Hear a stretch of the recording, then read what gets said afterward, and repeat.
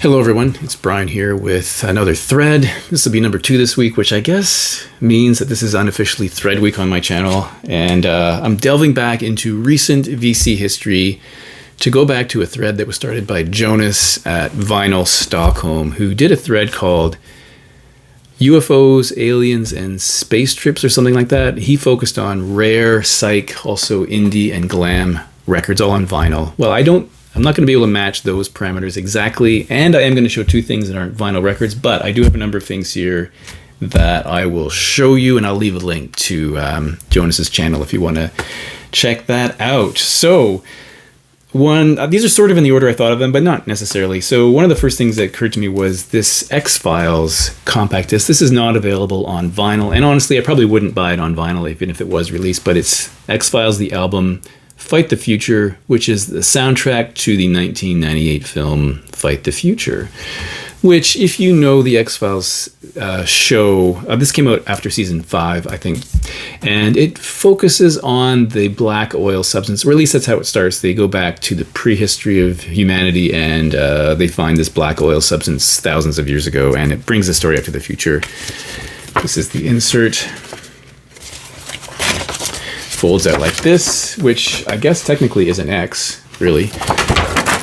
And who is on this? It's been a while since I've listened to this. So we have Filter, Tonic, Foo Fighters, Ween, Sting and Oswald doing Invisible Sun. And I didn't really like that track. Little Lisa's version. The Cardigans, Better Than Ezra. The Cure is on here. Bjork, Soul Coughing, X. Sarah McLachlan on an X-Files soundtrack just seems wrong to me. Noel Gallagher, and then the Dust Brothers doing the X-Files theme. So a pretty interesting collection. The case is broken, but that's what the disc looks like with reflections and the back there. So that's pretty interesting. The X-Files. Another thing that is not a record is this really interesting DVD from the Flaming Lips called UFOs at the Zoo, with that really cool drawing of a spaceship shining a light down. It's kind of a Noah's Ark theme there, I guess, attracting the animals. And throughout the performance, there are these references to space. So the freaks get restless and wake the animals. The mothership descends. Then we have, let's see, preparing the UFO mothership, Santas and aliens. Let's see what else. The mothership departs, the greatest audience in the galaxy. Anyway, it comes with this really nice little booklet here, and with this sort of alien-like theme there. I want to become the Aurora Borealis. Here is a drawing of a UFO, which I guess at this point is no longer a UFO since it's identified. This is a spaceship. I guess we call them UAPs now, unidentified aerial phenomena, I suppose. And that is really cool, though. It's a really excellent concert. This was released in 2007. And now, let's move on to records. And I'm going to start with one that really only fits the theme in title only. To say only twice. It fits the theme in title only. This is an album from Canadian band The Besnard Lakes. Started as a duo. I guess technically they've added members, so I think they're really a band now. But this came out in 2013. Band from Montreal, and it is called Until in Excess Imperceptible UFO, which is kind of a mouthful. And the story goes that after performing, I think in France, their manager had encountered a Google translated review of a concert, and one of the lines was translated with these words, "Until in Excess Imperceptible UFO," and I think the band thought that was quite fascinating, so they used it as an album title. But I don't think there's any obvious connection with UFOs or aliens on this record at all. But it's interesting. This is a kind of like a shoegaze, what else would you call it? Maybe a bit post-rock band. Really enjoyable. They're an excellent band. So, Besnard Lakes.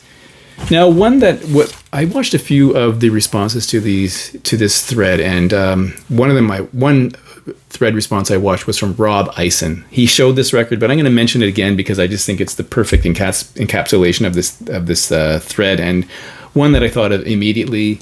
So Thomas Dolby in Aliens Ate My Buick. Plus the Lost Toy People. Fantastic cover. Fantastic cover.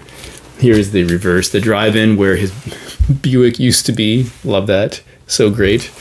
And I guess the big tracks on here were, I guess, The Key to Her Ferrari and Airhead. Really great. But I love that image of the spaceship here tracking this Buick. Fantastic. This great image with the lyrics here. So yeah, fantastic record. Love that. This is another one that occurred to me quite early on, and you're going to know the track as soon as I show you this. This is Gary Newman and the Two Boy Army, Replicas from 1979, the same year that The Pleasure Principle came out. And of course, the second last track on side A is Praying to the Aliens, which is a fantastic track. This whole album is amazing. I like this. Is it weird to say this is an album I like more and more as the years go on? Like, I loved it then, but I love it even more now for some reason. There's Gary looking sort of sci-fi there, I have to say. I don't know what's going on there. And the lyrics. Now, sometimes lyrics are a bit dense. Like the chorus is I'm praying to the aliens. There's 3 occurrences of the chorus in a song, I think. But the lyrics themselves are a little confusing to me. And I did go onto the internet and try to figure this out, and there's some wacky theories about what this song is about. Who knows if any of it is right, but that is a really cool song about aliens. Now, I don't even know how many I got here. Next is a strange band that I know almost nothing about. I was in a thrift shop maybe 10 years ago, maybe 12 years ago, and I picked up this record called Meet Danny Wilson, from the band Danny Wilson. So that's a band name, not a person's name. I knew nothing about these guys. It came out in 1987. I lived through that era, so I was doing a Google search to try and figure out who this band was. So it turns out they're from Scotland, I think Dundee. They fall into the pop or sophistopop category, and I thought there's enough positive things said about this band that I thought I would probably like them, but I played it a couple times and it didn't appeal to me. Maybe I need to play it again. But this is where Discogs comes into play, because I searched the word aliens in my collection, and this came up because the second last track, track 12 of the 13 on this record, is 5 Friendly Aliens, which you'll probably never be able to see, but 5 Friendly Aliens. This is what the label is like. There you go. So it does say, the song is about 5 friendly aliens rode into town, and part of the song is about they want the aliens to take him away to a place far out in space. So that's definitely about aliens and space trips.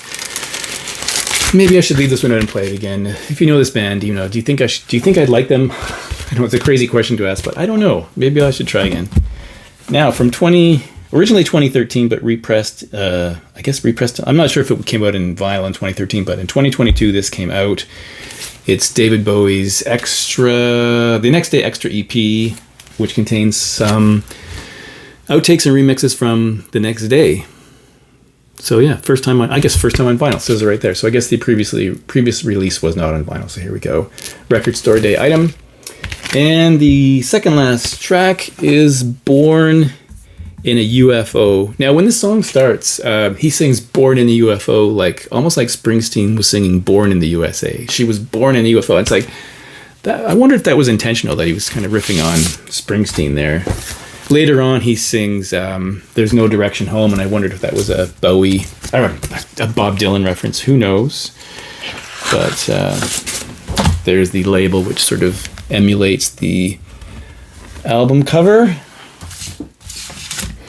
So she was born in a UFO. I'm not going to read you any lyrics because that would be pointless. And then, did you know, I guess you did, that the Ramones from Brain Drain have a song about a UFO called 00 UFO. Second track on side A, landed in a field in Idaho is the opening line on that one. This is from the Ramones box set that came out in RSD a few years back, which you may know about.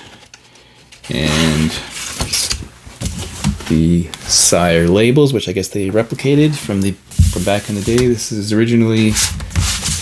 When did this come out? 89. I was going to say 89, but I questioned myself and had to look, and it turns out it's 1989. It also has a Christmas song in here, by the way. You might know that. All right, so the only Canadian...